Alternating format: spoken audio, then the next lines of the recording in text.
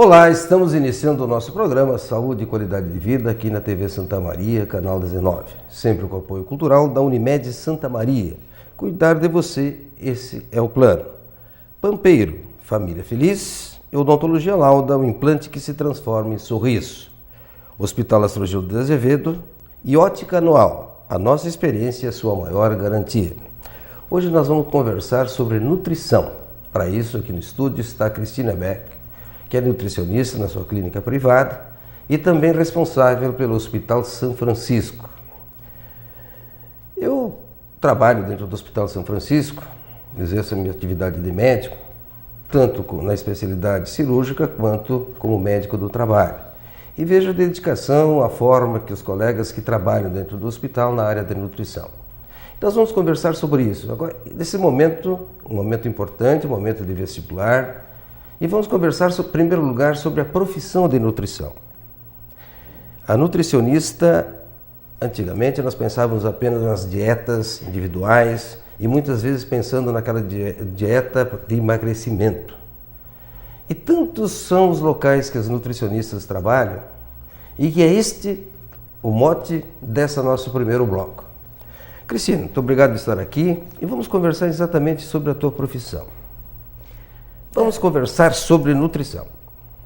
Prazer é meu, agradeço o convite, Renor, É uma imensa satisfação estar presente de novo no teu programa, primeiro na rádio, agora na TV, para conversarmos um pouquinho sobre a minha profissão, que eu sou suspeita a falar em função de que me encontrei bastante na profissão. E a nutrição me traz hoje uma satisfação plena em relação ao trabalho.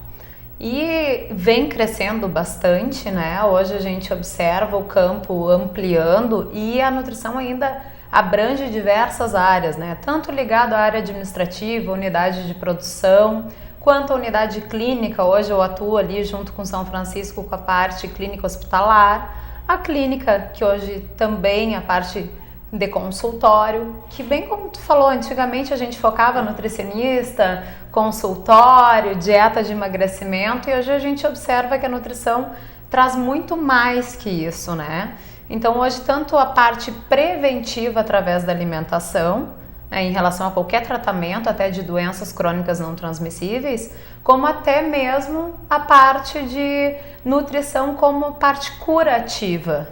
Então hoje a gente consegue através da alimentação melhorar bastante o tratamento clínico ligado a algumas doenças. Mas vamos conversar sobre a profissão em si. Quando a gente imagina comprando no mercado um pão, mas bem simples, um pão no mercado, aquela indústria obrigatoriamente a partir de não sei qual foi o ano, ela tem que ter nos seus quadros uma nutricionista. Para que tem essa nutricionista? Hoje a gente foca bastante a questão da indústria. A nutricionista vem tomando cada vez mais espaço dentro da indústria para conscientizar a população em relação a valores nutricionais dos alimentos, a parte de rotulagem, como também a segurança alimentar, que seria a parte de contaminação do alimento. Então não só mais a parte de característica do alimento, se ele é muito calórico, se ele não é, porque isso a gente também tem o apoio dos tecnólogos em alimento, mas também a parte de contaminação, higienização da produção alimentar. Então hoje a nutrição vem se ampliando dentro da indústria, focando principalmente essa área aí em relação à segurança alimentar. Na legislação, quando é obrigatório e quando não é obrigatório? Vamos lá, eu tenho um restaurante que serve 200 refeições por dia, eu necessito ter um nutricionista? Necessita, Renor. E temos nos nossos restaurantes em Santa Maria? Em Santa Maria ainda falta, Renor? A gente observa, cada vez mais abre um restaurante, O pessoal vem focando essa área alimentar, mas não são todos os restaurantes que têm nutricionista, não. Mas é obrigatório? Pela legislação, sim. Então, todo aquele restaurante que serve mais de 50 refeições, o que é... É qualquer um. Qualquer um, teria sim que ter um auxílio ou uma consultoria de uma nutricionista. Hoje tem empresas em Santa Maria, como Alimentos e Alimentos, ela traz uma consultoria para alguns restaurantes. Então, pelo menos uma nutricionista consultora para cuidar da parte de higienização, treinamento de manipulador. Então, seria o ideal, né? Não que todas tenham. Você está falando uma coisa importante, treinamento, isso na medicina do trabalho é o nosso dia a dia, né? Na segurança do trabalho, doenças transmissíveis, doença ocupacional. Treinamento para aquele indivíduo que vai fazer, por exemplo, um alimento bem simples, uma salada. Né? Uma salada de alface. Parece tão fácil, né? Tão fácil de fazer, só lavar um pouquinho. Né? Mas existem algumas dicas, por exemplo, que pode ser feito também nas nossas casas. Né? Como se lava os nossos alimentos? Sabe que eu trabalho bastante isso até em consultório, Renor. Claro. Até as pessoas, muitas vezes, dentro do consultório estranham, né? A nutricionista, além de preparar a dieta, ainda segue algumas dicas sobre higiene e a maneira que a gente manipula alguns alimentos.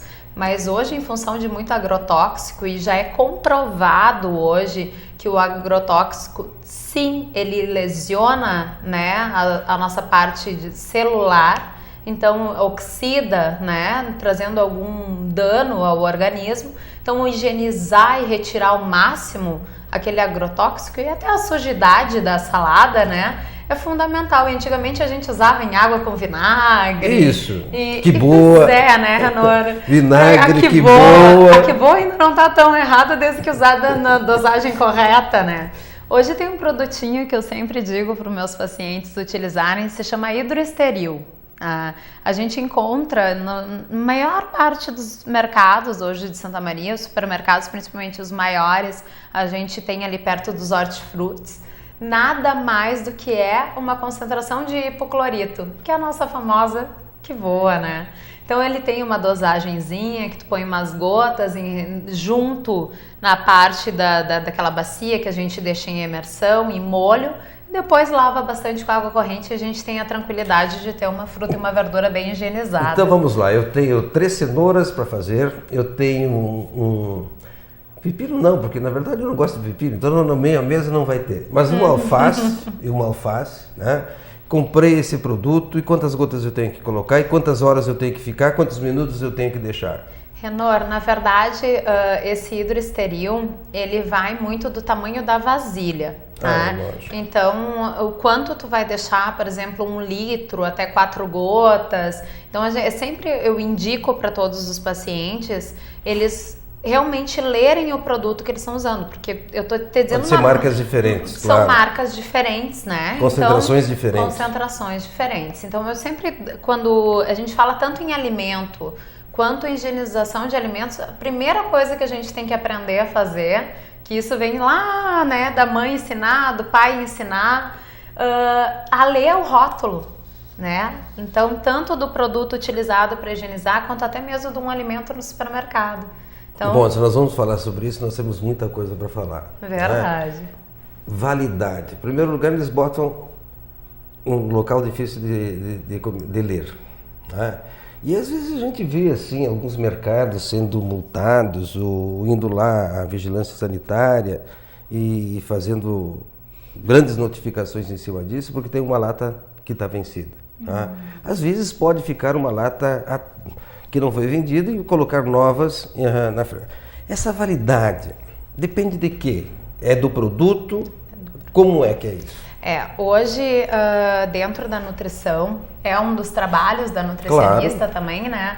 Seguir algumas escalas, algumas tabelas. Então, em relação à temperatura para os refrigerados, quanto tempo ele vai ter de validade, né?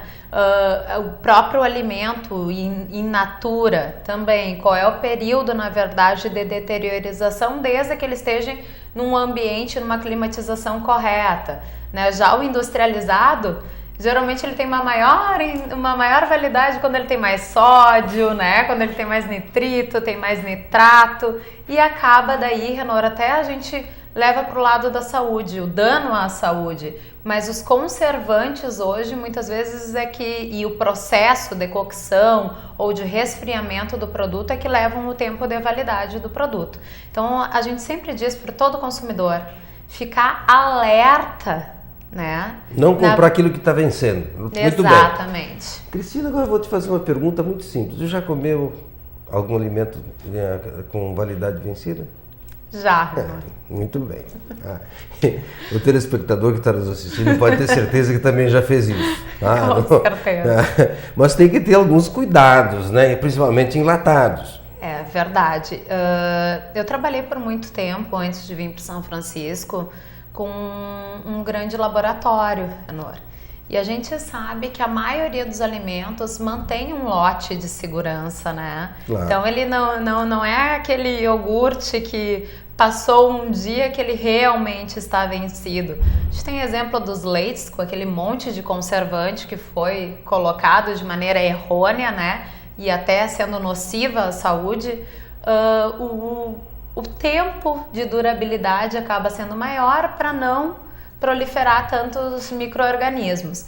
Mas a gente tem que observar principalmente as características organolépticas, que seriam cheiro, aroma, textura. A cor. A cor, né? Então, assim, para evitar que se logo que vem se apresentou um aspecto e muitas vezes apresenta até antes de vencido, realmente a gente desprezar esse alimento, né? Mas não é correto, né, Renor, usar. Uma outra curiosidade, quando a gente vai no mercado tem uma lata em que está um pouco amassada. Por que não comprar essa lata?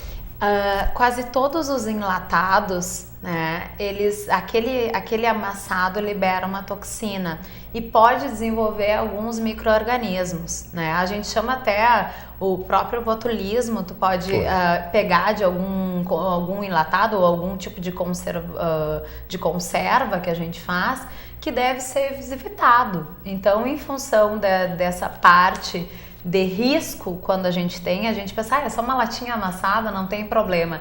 E realmente essa latinha amassada pode trazer um dano maior e uma alteração química do alimento. Não comprar nenhuma lata que esteja amassada.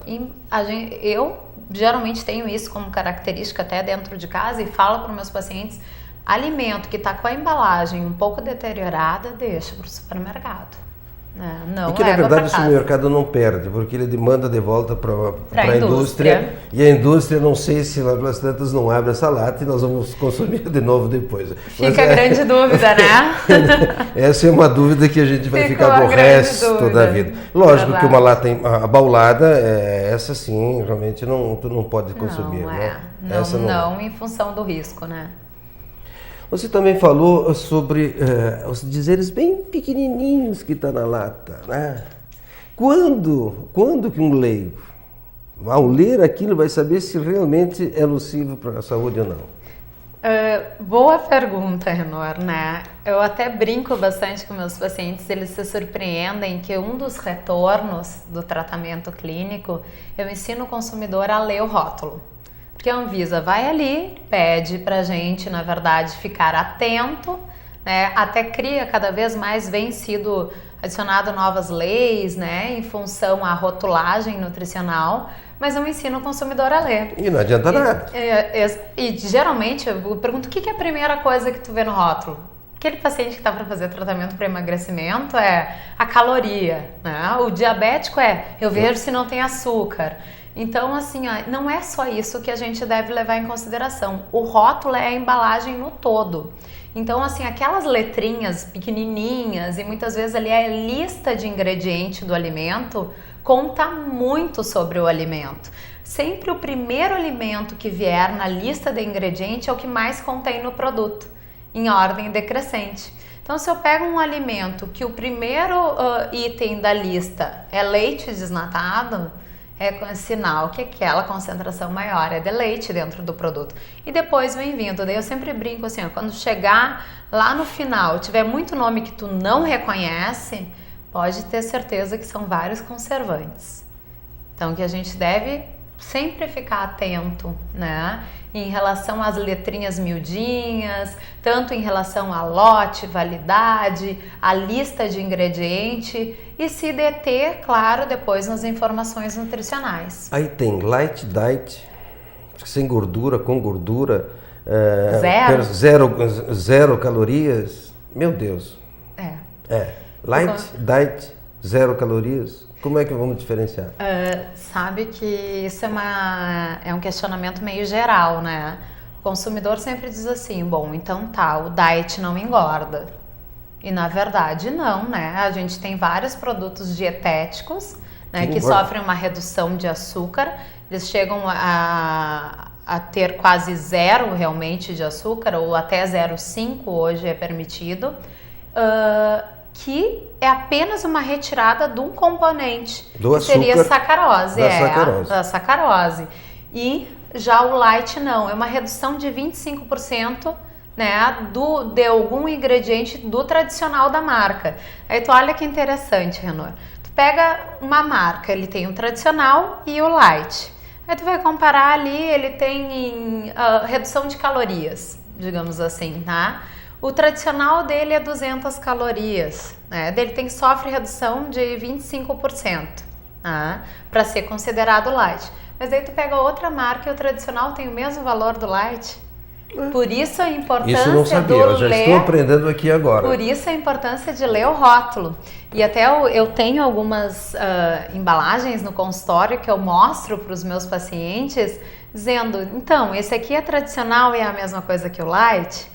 Eu digo, vai para a lista de ingredientes para ver se tem alguma diferença realmente em componentes ou não. E isso eu vou explicando dentro do consultório para o paciente tentar entender, né, a questão. Então, sofre sim redução de algum componente, pode ser o sódio, ele pode ser considerado light por uma redução de sódio, por uma redução de gordura, pela uma redução de açúcar. Então, o light não significa que o paciente diabético possa lá comprar, porque ele pode ter açúcar. Vamos pegar um exemplo bem prático. Tem um iogurte hoje no mercado que é dito como light, mas que ele é rico em gordura e rico em açúcar. Então, ele na verdade, ele é 25% de redução da marca tradicional da fábrica. Muito interessante.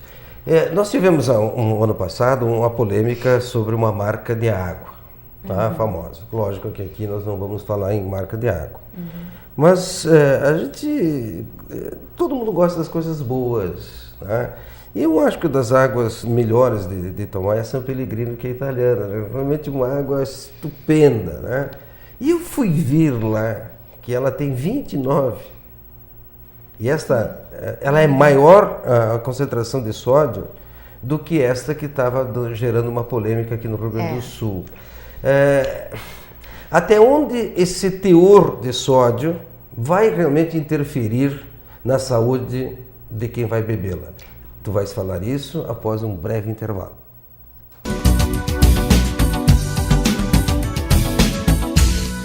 A revolução em design e tecnologia já chegou na Pampeiro.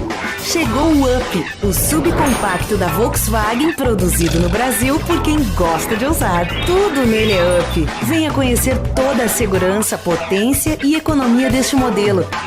Passe na Pampeiro e faça um test drive no novo subcompacto da Volkswagen. Conheça o Up, um carro planejado especialmente para o seu jeito de ser, está esperando por você na Pampeiro. A odontologia moderna traz hoje uma rapidez, traz eficiência, fazendo com que aquele paciente que perdeu os seus dentes tenha reposto imediatamente através da utilização de implantes.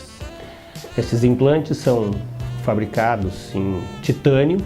O titânio é um material biocompatível, onde o nosso sistema imunológico não produz nenhum tipo de anticorpos contra esse material. Neste exemplo que nós estamos vendo aqui na minha mão, quando uma pessoa perdia um dente, o dentista tinha como opção fazer o desgaste de um dente do lado, o desgaste de outro dente do lado e repor esse conjunto através de uma chamada ponte fixa. Hoje não é mais necessário desgastar os dentes vizinhos. Se mantém os dentes como eles eram, né, e apenas se coloca um implante de titânio. Este implante de titânio, uma vez colocado, pode receber sobre si uma prótese fixa, parafusada, repondo aquele dente que inicialmente foi perdido sem o preparo dos dentes vizinhos. Essa prótese parafusada, né, tem um parafuso. Essa prótese é parafusada e pode ser removida desparafusada a qualquer tempo para qualquer tipo se houve uma fratura, se houve uma lasca da porcelana, pode ser refeito a qualquer tempo. Basta tirar, consertar e colocar de novo, né, com um custo extremamente baixo. De certa forma, então, podemos afirmar que a implantodontia ela não apresenta nenhum tipo de rejeição. O termo rejeição estaria aplicado ao fato de nós fabricarmos anticorpos com relação a alguma substância estranha que se coloque no corpo. No implante ósseo integrado isto não acontece. Odontologia Lauda, o implante que se transforma em sorriso. Investimento em tecnologia e materiais de última geração, através de um laboratório próprio, oferecem aos clientes benefícios que vão além do econômico. Qualidade, segurança e parceria são os nossos compromissos. Traduzir a confiança em um bom trabalho é a nossa missão, valorizando a cada dia os usuários de óculos de grau e garantindo total confiabilidade de nossos produtos. Com uma grande variedade de lentes e armações nacionais e importadas, garantimos ao nosso cliente total satisfação. Ótica Anual. A nossa experiência é sua maior garantia. Tradição de 56 anos. Conheça as nossas instalações na Acampamento e na Policlínica Provedor Wilson Waita. Cuidar de cada detalhe. Esse é o plano. Transformar um sonho distante em seu próximo destino. Esse é o plano. Cuidar hoje do amanhã. Esse é o plano. Envelhecer sem ficar velho. Esse é o plano. Conseguir almoçar em casa. Esse é o plano. A Unimed sabe que seus planos são importantes para a sua vida. E se cuidar é a maneira de você realizar cada um deles. Cuidar de você. Esse é o plano. Unimed. Estamos de volta com o nosso Saúde e Qualidade de Vida aqui na TV Santa Maria, canal 19. Apoio cultural sempre da Unimed Santa Maria, do Hospital Astrogildo de Azevedo, da Ótica Anual, da Pampeiro e da Odontologia Lauda. Nosso endereço eletrônico para perguntas é saude@santamaria.tv.br. O nosso programa sempre vai ao sábado ao meio-dia, domingo ao meio-dia e durante a semana em horários aleatórios.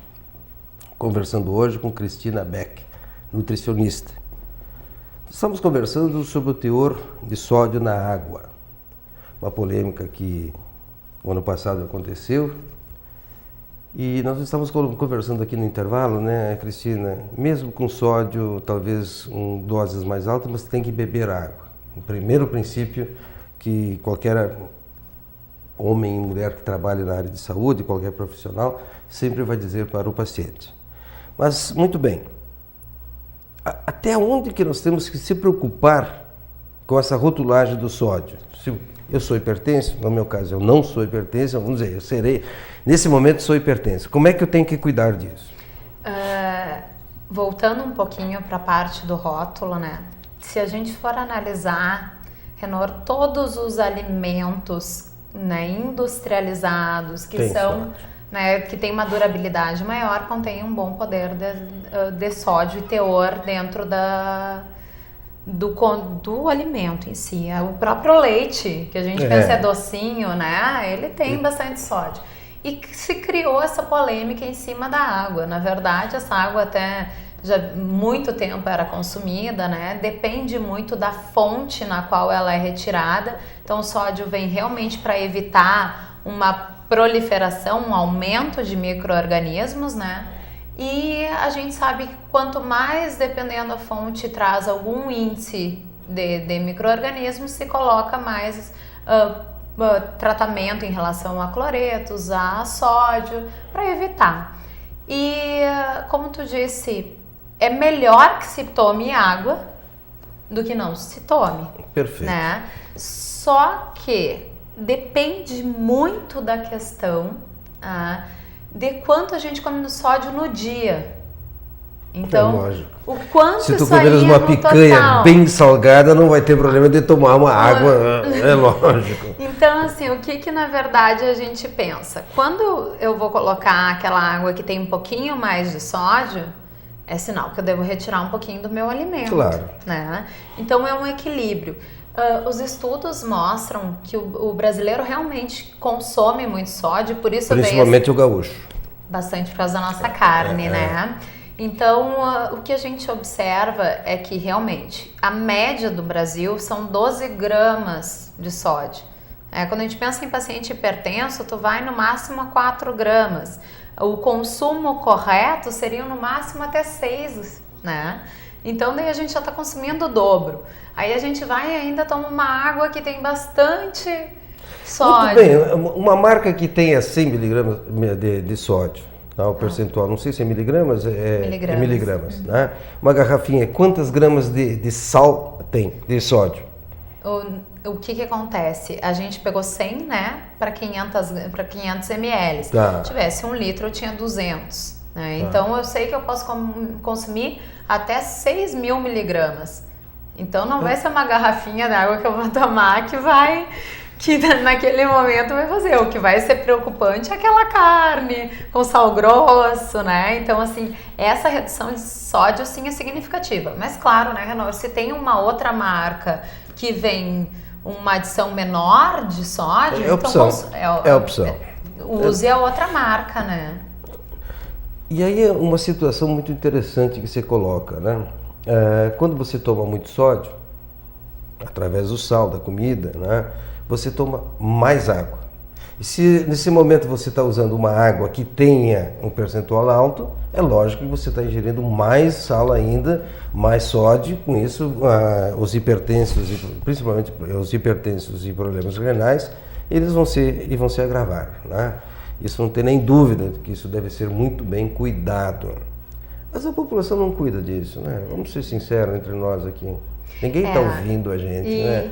E ninguém calcula, será né? que a Cristina realmente calcula durante todo o seu dia? É bem difícil isso, né, Renault? Geralmente, assim, a gente pega aquele paciente que está fazendo um tratamento, ele é mais cuidadoso. Eu, em função das minhas alergias respiratórias e muitas vezes ter que fazer uso de corticoides, eu controlo um pouquinho. E no verão, principalmente, porque o que acontece no verão? A gente toma mais água, né?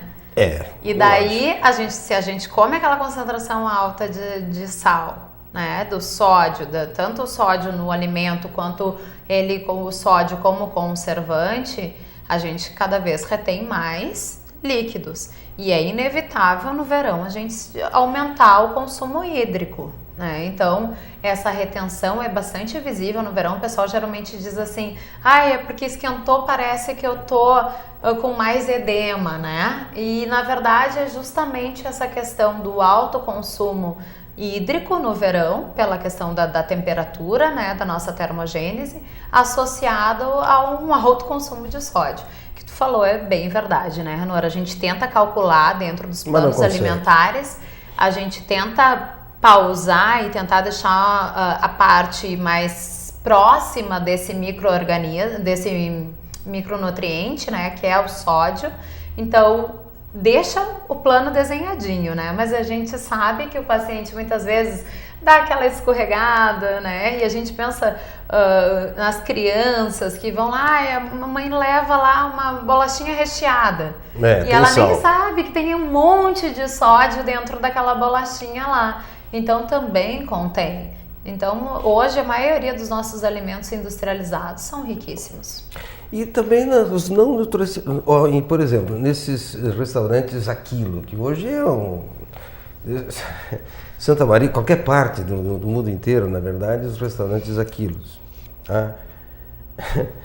Quando tu chega lá, na verdade, você está comendo grande quantidade de sódio também. Eu uso isso como parâmetro hoje dentro do consultório. Eu sempre pergunto para o paciente como é que é a ingesta, né, de sódio, de sal. Daí ele diz, eu acho que eu uso mais ou menos, a minha comida não é muito salgada. Eu pergunto, tu almoça fora? E hoje a gente tem a maioria dos consumidores e da população em si, né, utilizando muito do buffet Aquilo, né? E o brasileiro em si, como a gente falou antes, ele tem um alto consumo de sódio. E eu sempre digo assim, quando tu vai no restaurante, tu acha a comida boa de sal, pouco sal ou muito sal? E geralmente o que eu escuto, não, é ótima. E a gente sabe que a é comida bastante tem bastante, saudável. porque o sal é um realçador do sabor. Do sabor. Então, como ele realça dentro de um restaurante, para ter todo aquele rodízio de pessoas e frequentadores daquele local, quanto mais saborosa for a comida e tiver mais gosto. Na Argentina existe uma lei em que o sal, né, o saleiro não pode estar em cima das mesas dos restaurantes. Será que não está na hora de fazer essa lei aqui? Também acho, concordo. Eu acho que a Anvisa já tem procurado melhorar a questão da indústria, né? Então tem essa lei agora que as indústrias já estão se adaptando, elas têm até 2017 para fazer essa redução de 20% do sódio do tradicional. Então o que era light já não vai mais ser tão light, se é pela parte do sódio, né? Mas eu acho que falta mexer ainda dentro das unidades de produção de alimento. Então, restaurantes, confeitarias, panificadoras, e realmente tentar haja uma redução. E talvez essa seja uma medida, porque a gente vê muito ainda o consumidor preparando seu prato de salada e o saleiro ali, né? O vinagre balsâmico tem sal? Em grande quantidade, por isso que é bom.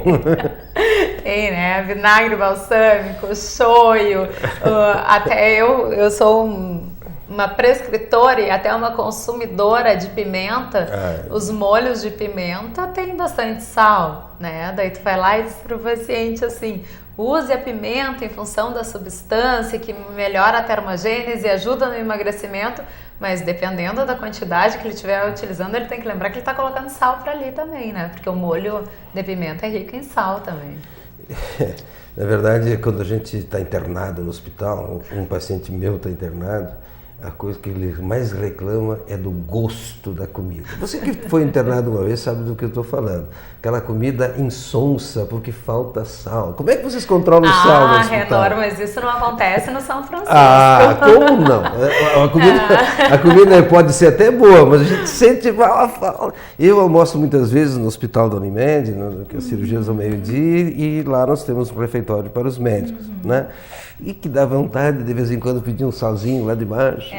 Isso acontece também no São Francisco até há pouco tempo. Existe saleiro na cozinha do São Francisco? Existe saleiro não, mas existe o sachê de sal. Ai, daí é de Deus. 1 grama, daí às vezes a nutricionista malvada, aquela que tem lá, libera 1 grama de sal. 1 graminha? Já tem sal na comida, né, Renor? Não precisa mais. Então assim, ó, é claro... a comida de hospital tinha muito essa... Até a gente diz esse mito, porque já vem melhorando bastante, né? A gente tem procurado mais temperos, né? Colocar mais temperos naturais, né? Como orégano, manjerona, alecrim, bastante alho, cebola... dependendo do... É para enganar o paciente, tá bem? Vamos lá. Não, estou brincando. Fica saborosa, né? Para ser um sabor agradável e que seja benéfico para o paciente. E o paciente acaba realmente, até a gente muitas vezes, para o paciente hipertenso lá no São Francisco, a gente manda um limãozinho, em função de que a gente evita alguns tipos de vinagre, mas a gente tenta trabalhar até na prescrição de vocês, médicos, né, Renor? A gente muitas vezes tem aquele controle, o médico foi lá, deixou a característica da dieta prescrita, o paciente dele hipertenso, com controle até 4 gramas de sal, se a gente já sabe que dentro daquele preparo já tem. Evita-se mandar o sachê de sal, mas a gente tem a dosagem do sachê para aquele que é liberado, até os nossos funcionários que muitas vezes não estão com restrição, comem em casa com esse costume do sal, a gente acaba liberando esse sachêzinho e diz, ó, segura um pouco para a gente evitar funcionário hipertenso aqui no hospital. Vamos lá. Eu tenho um paciente hipertenso, eu sou cardiologista, eu estou internando o paciente lá por hipertensão, tá? Eu sem dieta restrita, nem é a sódio, é a sal. Tá? Normalmente essa é a prescrição. O que faz a nutricionista?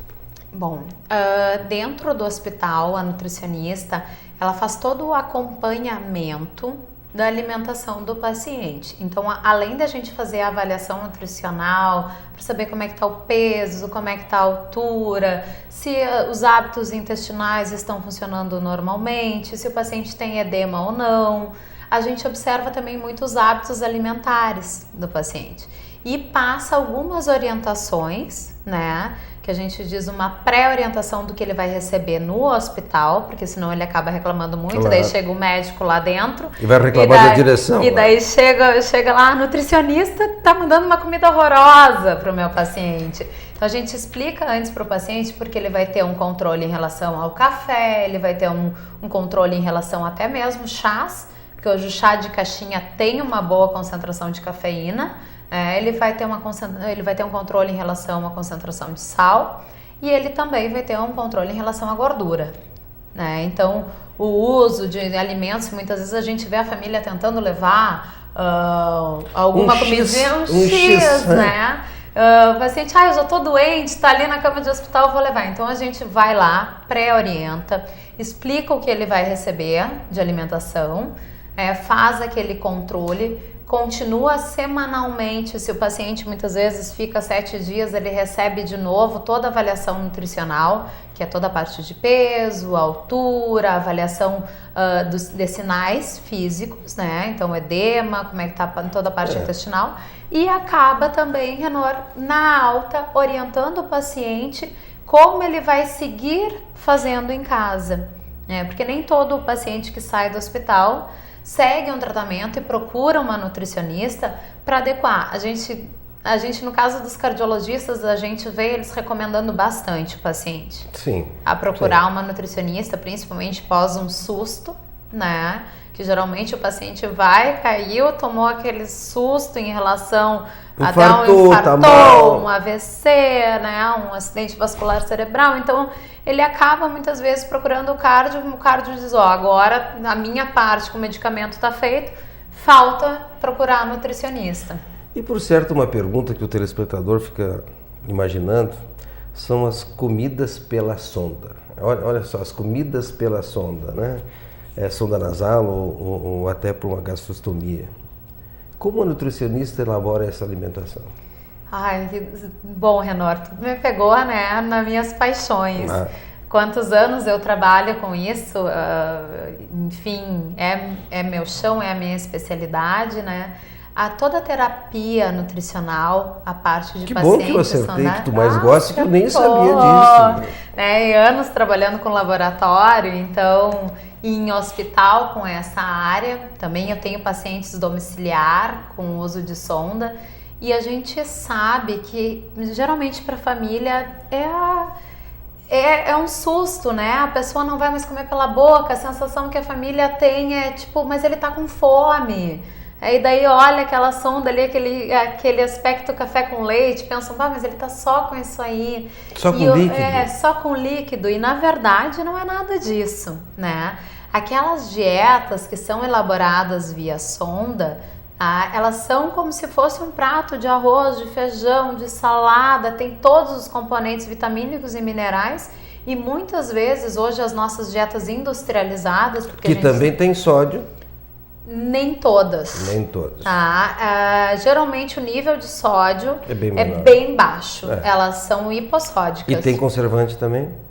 Todas têm que ter. Elas têm alguma coisa assim, Renor, tanto que elas passam, a maioria por processos de radiação e todo um outro processo químico para não se colocar tantos aditivos.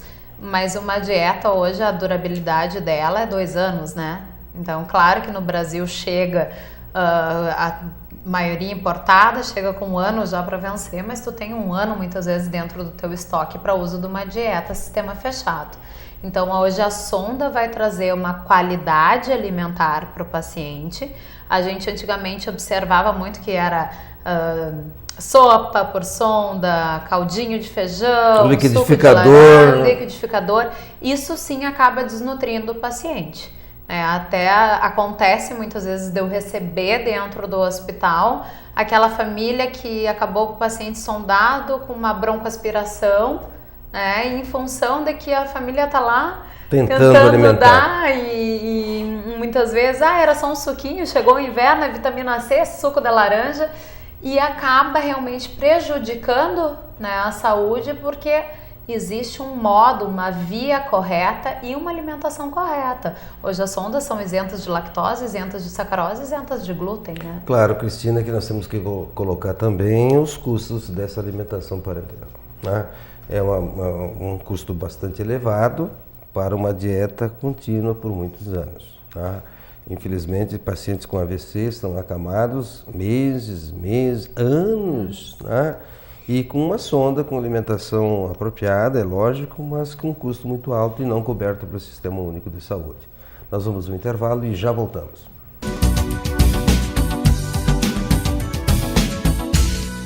A revolução em design e tecnologia já chegou na Pampeiro. Chegou o Up, o subcompacto da Volkswagen, produzido no Brasil por quem gosta de ousar. Tudo nele é Up. Venha conhecer toda a segurança, potência e economia deste modelo. Passe na Pampeiro e faça um test drive no novo subcompacto da Volkswagen. Conheça o Up, um carro planejado especialmente para o seu jeito de ser, está esperando por você na Pampeiro. Investimento em tecnologia e materiais de última geração, através de um laboratório próprio, oferecem aos clientes benefícios que vão além do econômico. Qualidade, segurança e parceria são os nossos compromissos. Traduzir a confiança em um bom trabalho é a nossa missão, valorizando a cada dia os usuários de óculos de grau e garantindo total confiabilidade de nossos produtos. Com uma grande variedade de lentes e armações nacionais e importadas, garantimos ao nosso cliente total satisfação. Ótica Anual. A nossa experiência é sua maior garantia. Tradição de 56 anos. Conheça as nossas instalações na Acampamento e na Policlínica Provedor Wilson Waita. Até em casos mais severos, hoje a odontologia nos proporciona a solução. Pegando um caso no dentado total, ou até mesmo um usuário já de próteses removíveis totais, a gente tem a possibilidade de tratamento, né, a partir de um exame clínico inicial, de radiografias, de conseguir, então, com a instalação dos implantes, né, e entabular o tratamento de forma fixa, né, sendo que o paciente irá ter novamente a sua dentição fixa, né, tirando todos aqueles senões da prótese removível, como a gente pode ver nas fotografias finais desse tratamento. Um usuário de prótese total veio em busca de um tratamento para retomar a sua segurança. Frente a um caso que nós reabilitamos, a gente devolveu então ao paciente todas aquelas mazelas que ele vinha trazendo com as suas próteses antigas. Então a gente restabeleceu a sua estética, sua autoestima e, com certeza, sua segurança. Odontologia Lauda, o implante que se transforma em sorriso. Cuidar de cada detalhe, esse é o plano. Transformar um sonho distante em seu próximo destino, esse é o plano. Cuidar hoje do amanhã, esse é o plano. Envelhecer sem ficar velho, esse é o plano. Conseguir almoçar em casa, esse é o plano. A Unimed sabe que seus planos são importantes para a sua vida e se cuidar é a maneira de você realizar cada um deles. Cuidar de você, esse é o plano. Unimed.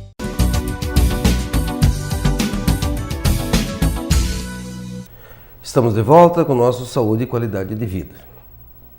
Apoio cultural da Unimed Santa Maria, do Hospital de Caridade Astrogildo de Azevedo, da Ótica Anual, da Odontologia Lauda e da Pampeiro Família Feliz. Conversando hoje com Cristina Beck, nutricionista. No bloco anterior nós falamos sobre o hospital, dietas, mas estamos chegando no verão, principalmente as mulheres, nesse momento, academia, pilates, caminhada e muitas vezes esquecem da alimentação. É lógico que tem que fazer exercício físico, tem que queimar calorias, mas tem que cuidar realmente da alimentação. Eu vi uma vez, até entrevistei aqui uma colega tua, sobre as famosas pirâmides da alimentação. Eu não sei se ainda usam isso. Um pouco. Um pouco, eu sei que já mudou bastante. Né?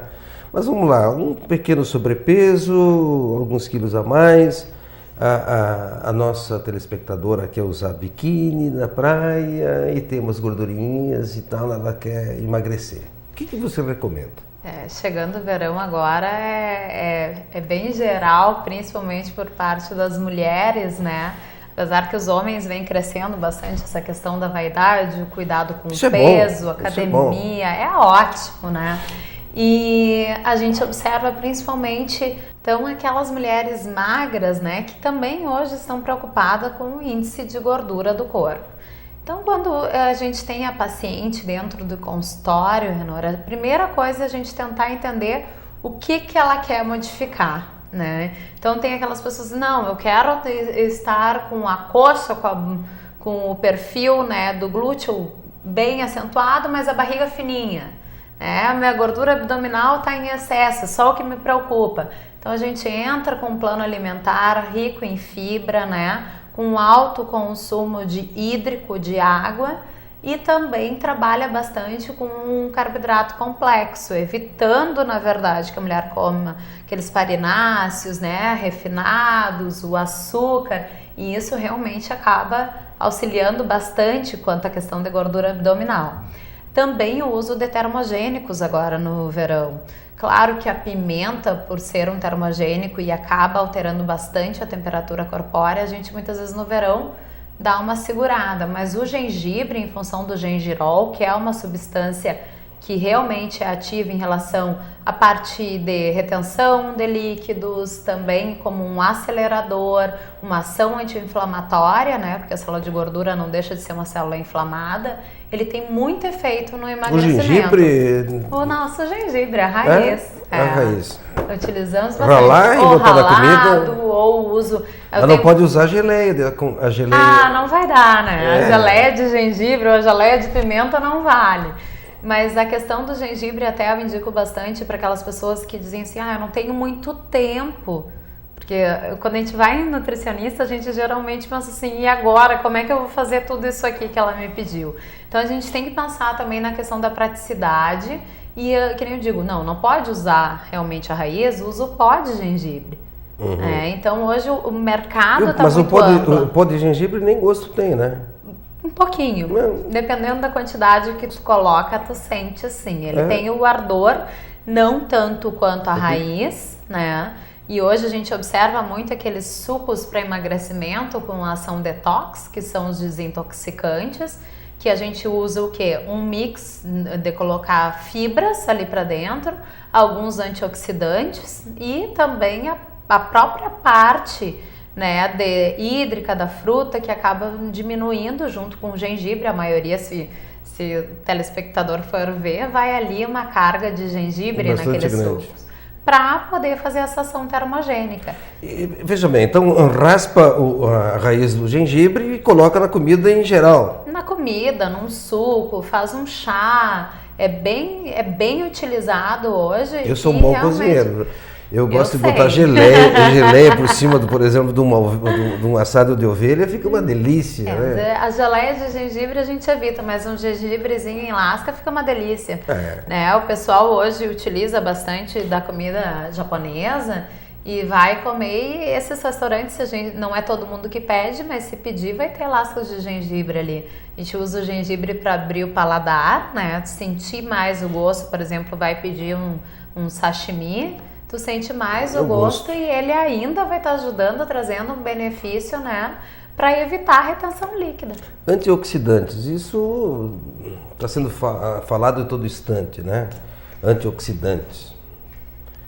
Quando os donos de vinícolas querem vender vinho, diz que é antioxidante. Quando o que produz azeite de oliva é antioxidante. Só falta dizer que a massa também, a massa de pão, é antioxidante. O que são antioxidantes? Os antioxidantes, então, são aquelas substâncias que combatem radicais livres. Que são o que é os radicais livres, tá? Eles são aqueles elementos que vêm para lesionar e degradar a molécula do corpo. Então, o antioxidante, o que ele faz? Ele tem uma ação para evitar essa oxidação que prejudica ali, tá? Então, quando a gente pensa em célula de gordura, tá? A gente tem ali uma célula, a gente pode trabalhar com antioxidante para evitar aquele aumento, né? E também o antioxidante, hoje a gente pensa assim na questão de pele, né?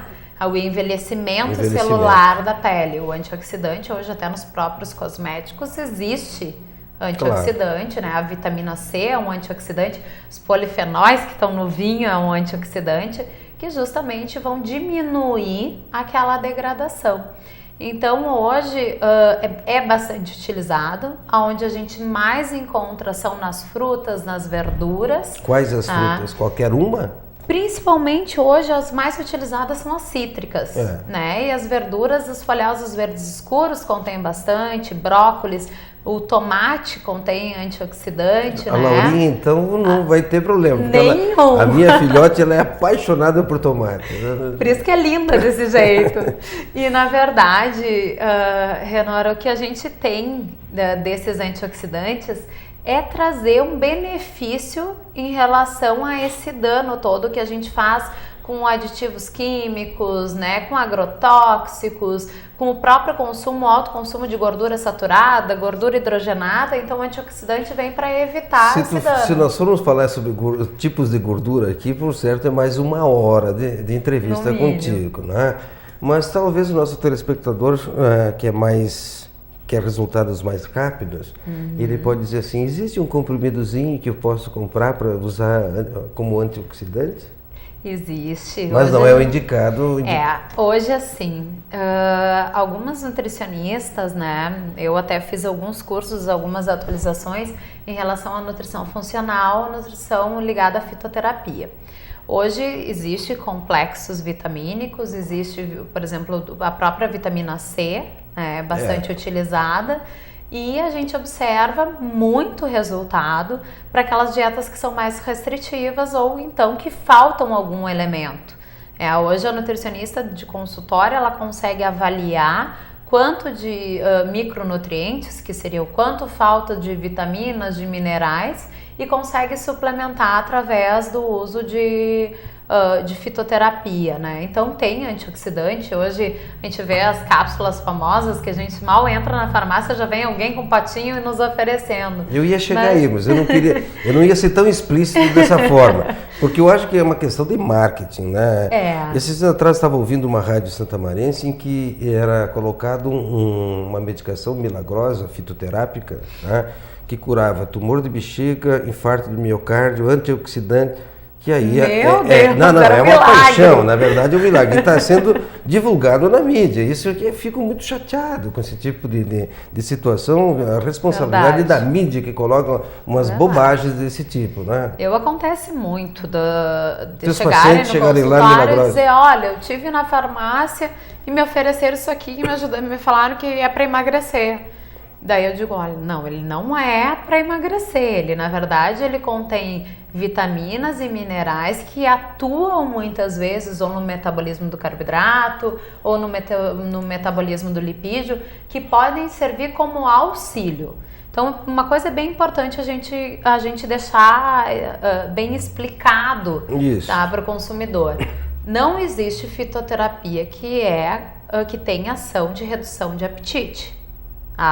Ela é uma auxiliadora dessa redução.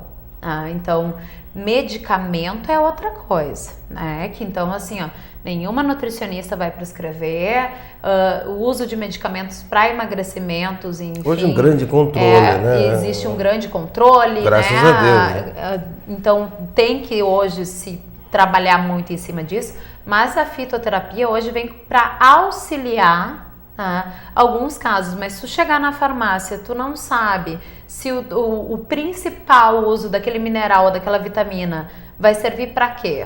Consome muito lipídio, eles vão lá e te oferecem um picolinato de cromo, que é para o metabolismo do carboidrato, não vai auxiliar para o teu emagrecimento se o teu problema é o teu consumo de gordura. Então hoje na farmácia é bastante preocupante, porque está sendo vendido em forma principalmente de marketing, coisas extremamente milagrosas que não funcionam dessa maneira, que tem dosagem, numa dosagem acima pode ser tóxica e até vir prejudicar o próprio paciente, consumidor que está fazendo o uso daquela fitoterapia. E aí muitas vezes, por certo, diz assim, não, eu comprei na farmácia porque eu não tinha dinheiro para ir numa nutricionista.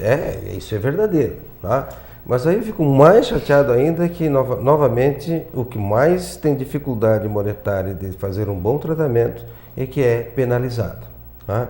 Eu vejo assim, às vezes, em postos de periferia, por médicos não brasileiros, tá? Que está proliferando na cidade de Santa Maria, qualidade ruim das receitas médicas, 3 tipos de antibióticos diferentes para o mesmo paciente. E o que é pior é que os pacientes terminam comprando. Tá? Eu estou realmente muito preocupado. Eu acho que na tua área é a mesma coisa que está acontecendo. Exatamente. E infelizmente, Renor, hoje a gente também pega essas situações, né? Muitas, até receitas como colocastes, né? De médicos que vêm de fora que pensam que tu pode curar um problema através do uso de açúcar em cima de uma ferida, né? Que a gente sabe que não se usa mais. Pode até ajudar, mas tudo bem. Assim como a gente diz da própria fitoterapia. A fitoterapia, ela é um auxiliar, ela não é um medicamento. Então, quando eu falo para os meus pacientes, não é a mesma coisa que tu ir lá tomar um remédio para dor de cabeça. E agora vai passar minha dor de cabeça, em horas vai passar. Depois vai voltar.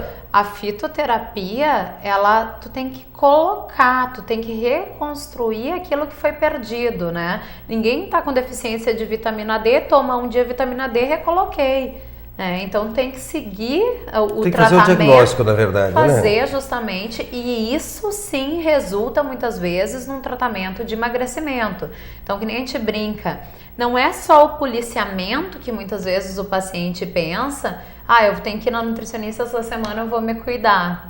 Isso ajuda, mas os encaixes dentro do perfil do plano alimentar, o que está faltando, qual é o problema do metabolismo daquele paciente? Hoje a obesidade é considerada uma doença. Então a gente precisa tentar realmente fazer o diagnóstico correto para tentar tratar esse emagrecimento, com o uso ou não de alimentação funcional ou fitoterápica como auxiliador. Sim, agora aquela cápsulazinha que vai fazer milagre... Não existe. Mas nas academias a gente vê isso. Suplemento alimentar, vendidos dentro das academias. Até onde isso é legal, em primeiro lugar, que eu acho que não é legal fazer isso. Sinceramente, acho que seria, se fosse receitado por um médico ou por um nutricionista, no caso, por um endócrino, tudo bem. Mas está lá no armário para ser vendido principalmente para jovens. E sem necessidade nenhuma. Esses suplementos alimentares que são vendidos por aí, ou então comprados pela internet, que a gente nem sabe da onde é feito e que país vem. Muitas vezes, estou comprando dos Estados Unidos. Mas na verdade não foi feito nos Estados Unidos, foi feito lá no Vietnã. Esse suplemento alimentar realmente é importante? Renor, o que hoje até a minha outra colega que já esteve aqui, que convivemos com grande frequência, ela é nutricionista exclusiva de nutrição esportiva e a gente sempre troca muita informação sobre isso. Porque hoje a gente vê um grande problema ligado à suplementação esportiva. Primeiro, a nutricionista ela tem que estar muito por dentro do que está acontecendo hoje no cenário. Tem hoje laboratórios brasileiros e até outros que estão sendo barrados pela Anvisa que estão com lotes contaminados de suplemento esportivo, contém mais micronutrientes do que o necessário, levando a uma sobrecarga hepática, lesionando então o paciente, né, piorando a situação. No momento até o paciente nota algum resultado, mas ele não sabe o dano à saúde que ele está fazendo. Hoje a gente vê assim um uso indiscriminado de anabolizante, aí já é crime. Levando assim a um grande problema de saúde, né? Então isso tudo tem que ter um controle rígido. O uso de suplemento adequado a uma dieta, principalmente se for um paciente que não tem uma condição boa de uma alimentação, né, agregada com controle, porque muitas vezes tu consegue só na alimentação trazer aquela parte de reconstrução de massa magra, que geralmente o paciente vem atrás disso, né? Eu quero fazer hipertrofia, quero ganhar braço, né? Definir a parte muscular. Ou seja, Cristina, infelizmente estamos chegando ao fim. Procure uma nutricionista, procure seu clínico, procure seu médico, confie no seu médico e confie na sua nutricionista. Cristina, chegamos ao fim. Muito obrigado. Eu que agradeço. Obrigado aos nossos telespectadores, a Unimed, a Odontologia Lauda, a Pampeiro, Hospital Astrogildo de Azevedo e a Ótica Anual. Até a semana que vem.